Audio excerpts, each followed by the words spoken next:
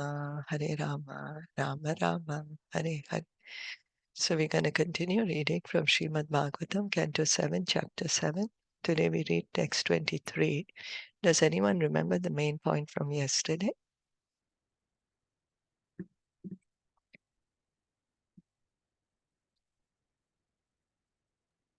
Hare Krishna.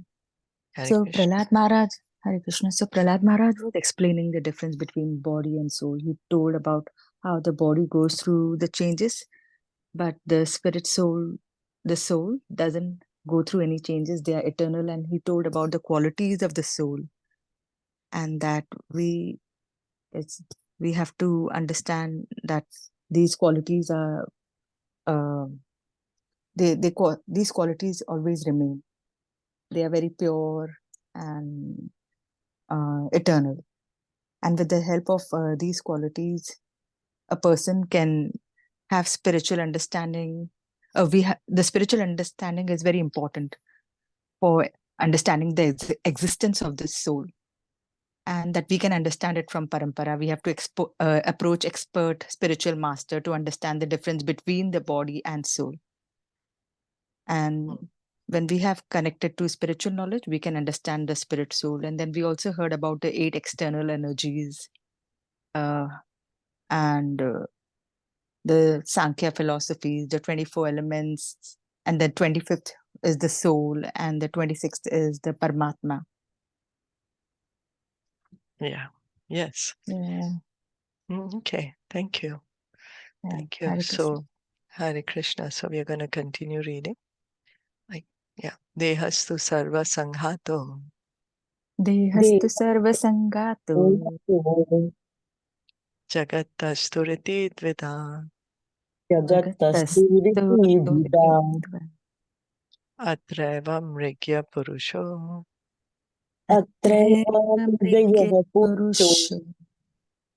Neti netiti atatyajan.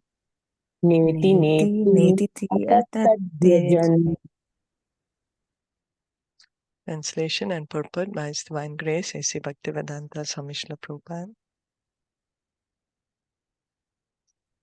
There are 2 kinds of bodies for every individual soul, a gross body made of 5 gross elements, and a subtle body made of 3 subtle elements.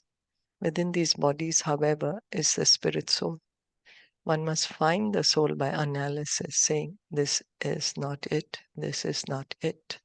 Thus one must separate spirit from matter. So how can we explain that the soul, and any example we can give how to understand how the soul is covered by the subtle body and the gross body? Because it is very, very difficult for us to see soul or something. Nobody can see soul. And like also there is one example of how Prabhupada says that in the car, the driver and the engine, that like how you can see the body, you can see the car. No, not this one. There was another where you can see, but the soul you cannot see. It is very, very subtle, but you can see the body. But well, I was trying to say this one, that how the soul is covered by gross body and a subtle body. So how we can give some kind of a example to understand. We are wearing the clothes. Yeah. Is it that Prabhupada say we wear the clothes, yeah, right? Clothes. Yeah, the body. Yeah. We wear the coat. And thank you. Yeah, like we are the soul, and then we are wearing our inner clothing, and on top of that we have our outer clothing. So like that, the soul is covered by the subtle body and the gross body. Or sometimes they give the example also of the coconut.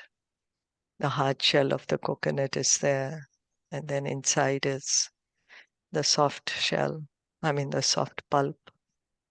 Okay, so as previously stated, Swarnam Yatha Gravasu Hema Kara Kshetreshu Yogis Tad Abhigya Apnuyat. An expert in the study of soil can find out where gold is and then dig there. He can then analyze the stone and test the gold with nitric acid. So Prabhupada, he had a pharmacy, so he knew a lot about chemicals. So he's saying you can test with nitric acid. Similarly, one must analyze the whole body to find within the body the spirit soul. In studying one's own body, one must ask himself whether his head is his soul, his fingers are his soul, his hand is his soul, and so on. So, we have the different parts of the body, but we always say my hand, my leg, my mind, my eyes. We don't say I head, I eyes, I hand, or I leg, right? We never identify ourselves with our body parts actually. We're always saying mine. So who is that me? Who is that me? That's the soul. We are different than the body. So then one will come to false ego. But then we are also not the false ego. We are the spirit soul. So in this way, one must gradually reject all the material elements and the combinations of material elements in the body. Because we will come from gross to subtle, right? We will say, okay, I'm not my hand, I'm not my leg. Then we'll come to the mind, am I my mind? But we also say my mind. Then again, we say my ego. We never say I ego, right? We say my ego. Mhm. So then who am I? Then I'm the soul. So in this way, one must gradually reject all the material elements and come. Then, if one is expert and follows the Acharya, he can understand that he is the spiritual soul living within the body. The greatest Acharya Krishna begins his teachings in Bhagavad Gita by saying, Denusmin yatha dehe kaumaram yovanam jara tata dehantar prapti dhiras tatra namuyati. As the embodied soul continually passes in this body from boyhood to youth to old age, the soul similarly passes into another body at death. The self-realized soul is not bewildered by such a change. Bhagavad Gita 2:13. The spirit soul possesses the body and is within the body. This is the real analysis. Right? We are within the body. That's why we keep saying, we never think we are the hand or the leg. We always say, my hand, my leg. Now one may think, oh, because the soul is inside the body, maybe it's getting mixed up. Like we may think, oh, like how a drop of water is going into the sea and then the drop of water is becoming in the sea. It does not exist anymore. But we have to understand water and water, same element. But the soul never mixes with the body because it's a different element itself. Soul is spiritual, not material. So there are so many examples we can give. Just like a gold ring falls into the gutter. It doesn't turn into dirt. The gold is still gold, although it's covered by the dirt. As soon as we wash off the dirt, we can see the gold. The gold does not turn into the dirt. So the soul does not turn into the body. Although the soul is within the body, it is separate and always pure. One must analyze and understand his self. This is self-realization. Neti Neti is the analytical process of rejecting matter. By expertly conducting such an analysis, one can understand where the soul is. One who is not expert, however, cannot distinguish gold from earth, nor the soul from the body. So one who is not expert will throw away the gold, thinking it's just stone, will not understand, inside the stone there is gold. Similarly, we are not experts, so we are thinking, oh, I'm the body, I'm not the soul. We are not able to understand the soul is inside the body. Is that okay? Yes. Yeah. Did you want to comment? Anyone had any comments on?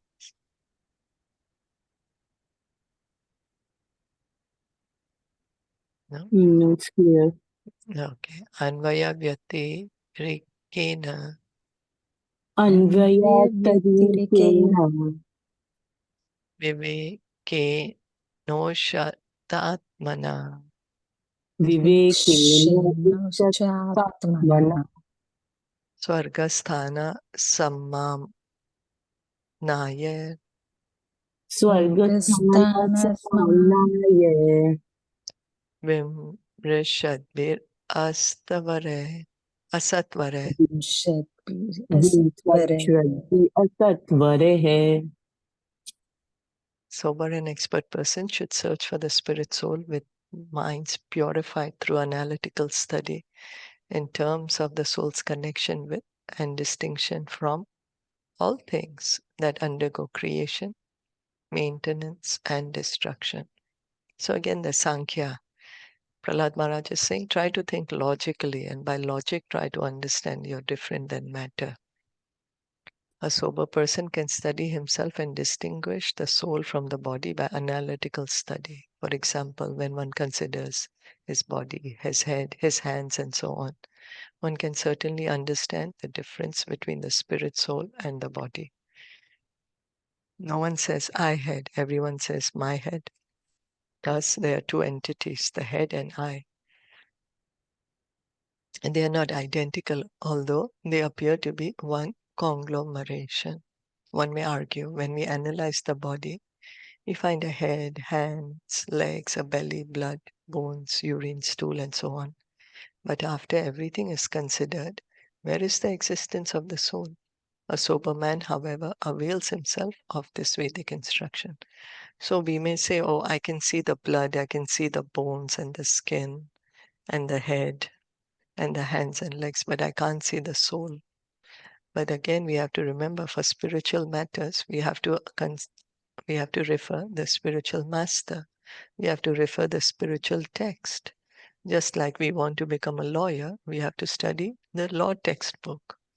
We can't read a cooking book to understand law. That doesn't make sense, right? So to understand spiritual matter, we have to learn from the spiritual text. Yato va imani bhutani jayante, yena jatani jivante, yat prayanti abhim abhisamvishanti, tad vigya Vijjigyasasva Tad Brahmeti Taittiriya Upanishad 3.1.1. Thus he can understand that the head, hands, legs, and indeed the entire body have grown on the basis of the soul. If the soul is within, the body, head, hands, and legs grow, but otherwise they do not. A dead child does not grow up, for the soul is not present. It's true, right? Till the time the soul is there in the body can grow. It grows either more healthy and more youthful, or it grows old. Whatever it is, there is a change in the body, a growth in the body, because the soul is there. Once the soul leaves the body, maybe a small child, but then the body is not going to grow into a young person. So if by careful analysis of the body one still cannot find the existence of the soul, this is due to his ignorance. How can a gross man, fully engaged in materialistic activities, understand the soul, which is a small particle of spirit, 1/10,000, the size of the tip of a hair? Such a person foolishly thinks that the material body has grown from a combination of chemicals, although he cannot find them. So, like we have to see what scale are we using. For example, we can refuse, say, oh, there's no bacteria floating around us. But that's because we don't have a suitable lens to see it. If we get a powerful enough microscope, we'll be able to see all the bacteria flying around us, So just because we can't see something, we can't deny the existence of that when the authorities are telling us that it exists. The Vedas inform us, however, that such a person foolishly thinks that the material body has grown from a combination of chemicals, although he cannot find them. The Vedas, however, inform us, however, that chemical combinations do not constitute the living force. The living force is the Atma and Paramatma, and the body grows on the basis of that living force. So the energy is coming from the Paramatma and the Atma. That's what is making the body grow. The fruit of a tree grows and undergoes 6 kinds of change because of the presence of the tree. If there were no tree, there could be no question of growth and maturity of fruit. Therefore, beyond the existence of the body are the Paramatma and Atma within the body. This is the first understanding of spiritual knowledge explained in Bhagavad Gita. Dehinosmin yatha dehe. The body exists because of the presence of the Supreme Lord and the Jiva, which is part of the Lord. So this is how the body is continuing to grow, because the soul is inside the body. The Supreme Lord is inside the body. This is further Hare explained by Krishna. the Hare Krishna. Hare Hare Krishna. So, so how do we describe the soul? We can't say the soul is a subtle energy, right? Soul is even more subtle than the subtle element. It is spiritual. Right. So we can't say, right? Like when a person asks, okay, what is a soul? So we just have to explain that the soul It's the is living force. is Yeah, a living part and force, is part and parcel of the Paramatma.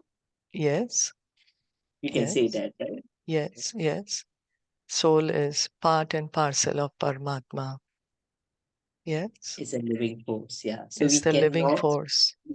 say that it's a subtle energy of the Lord. No, No, no, subtle right? energy of the Lord. We are the marginal Yes. energy of the Lord. We are the Tatashta. Yeah, Yeah, we are the marginal energy of the Lord, not subtle energy of the Lord. right. So, okay. Just Yeah, wanted to clarify that. So the subtle yeah, energy is the mind, intelligence, and yeah, intelligence, poison, yeah, right? yeah. Oh, That's the subtle elements of the material energy. subtle Yeah, energy. yeah. Okay, good. Okay. So this Thank you. is further, oh, thank you. This is further explained by the Lord Himself in Bhagavad Gita 9.4. Maya tatam idam sarva jagat avyakta murtina matsthani sarva bhutani na chaham teshva avasthita. By me, in my unmanifested form, this entire universe is pervaded. All beings are in me, but I am not in them. So, because people may say, oh, because Krishna is everywhere, so everything has become Krishna. Some people say that.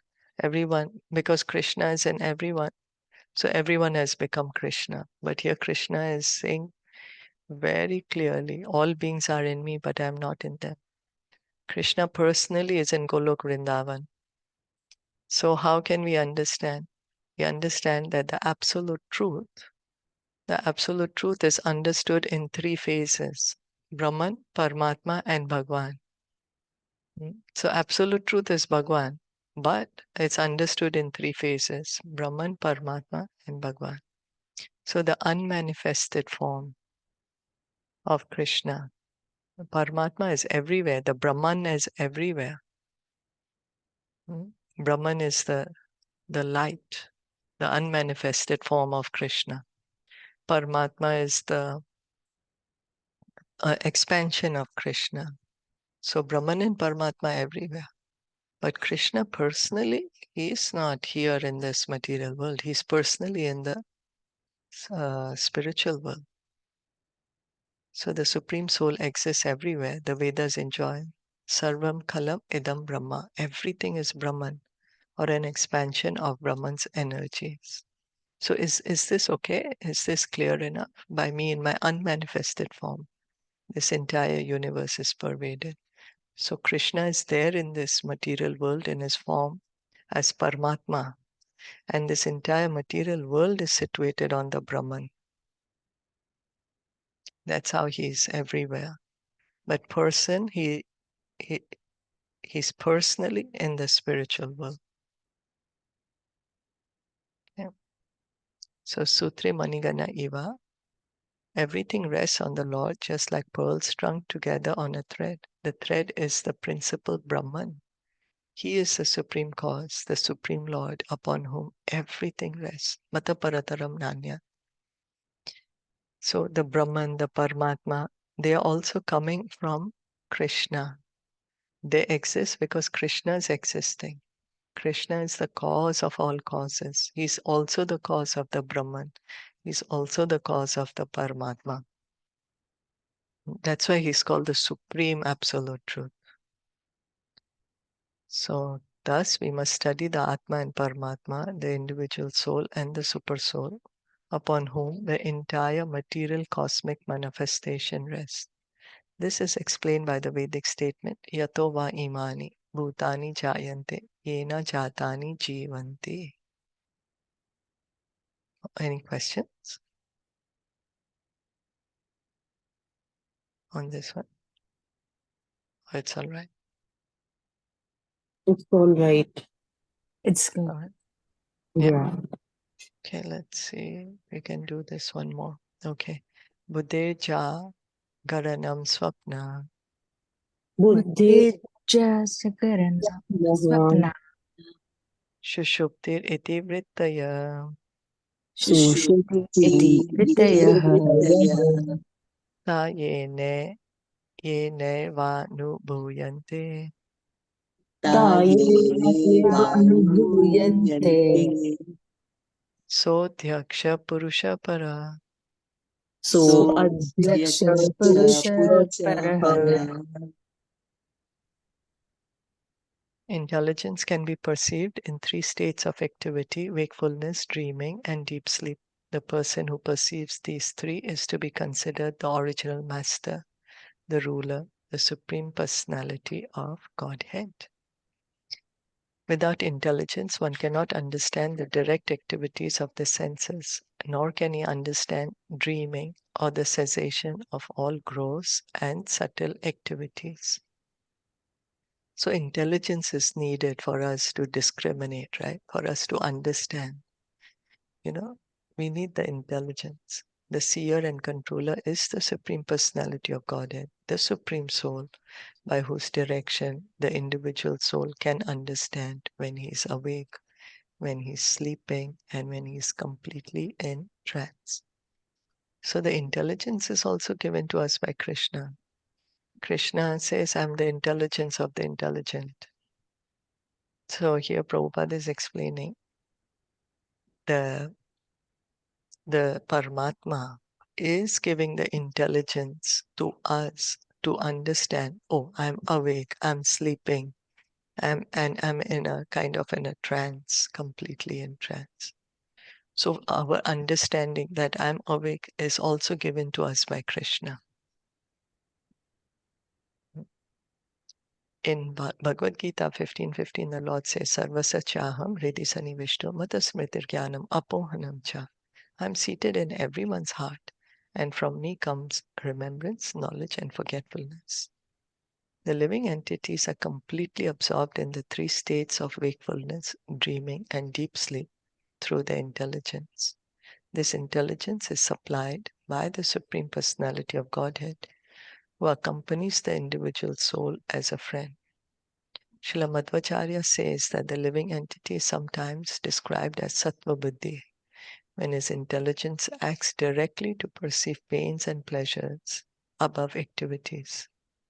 There is a dreaming state in which understanding comes from the Supreme Personality of Godhead.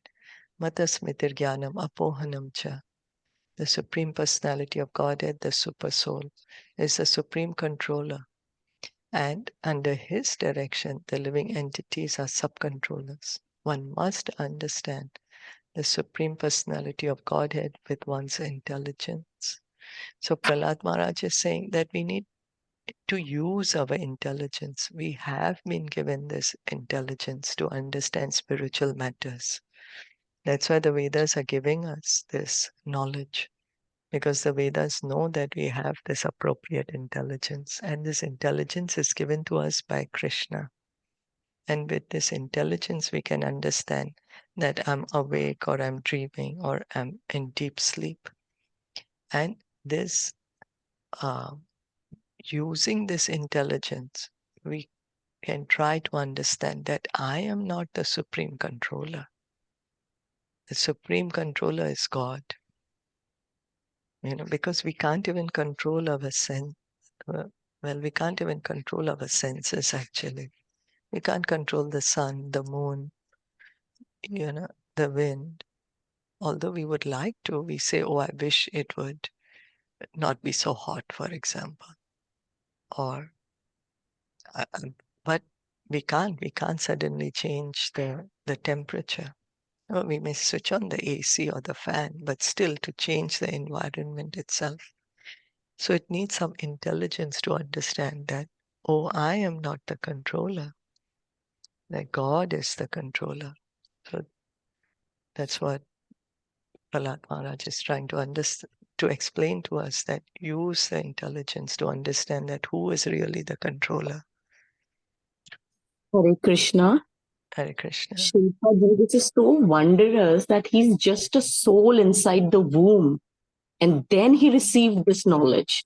It is not like that I went and I sat in a company in association of a lot of brahmanas and I am already a 21-year-old person. No, this is like he learned this knowledge in the soul, as a soul in the womb. So how deeply, like how much powerful it is. Yeah. I'm just so wondering because he was inside the womb. He wasn't a person, like he wasn't outside in the material world. You mean he didn't have a gross body? I mean, well, he still had a gross body. It was not very developed, though.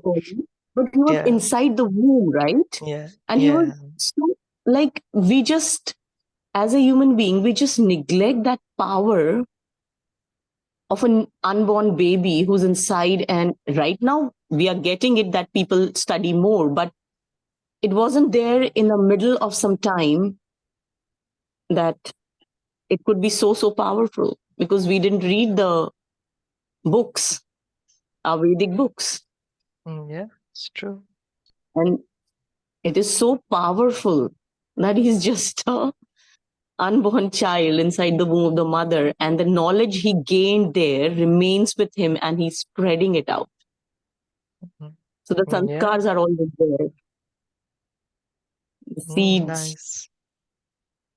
So wondrous. Yeah, nice. Yeah. Very good. That's the glory of the devotee. This is the glory of Prahlāda Maharaj. That's why we still, trying to study his teachings, and we are trying to get his shelter, because he's a pure devotee of the Lord. Yeah. So we'll stop here for today. Okay. Thank you so much. Srimad Yeah, Bhagavatam ki jai, Srila Prabhupada ki jai, Gaur Bhakta Vrinda ki jai.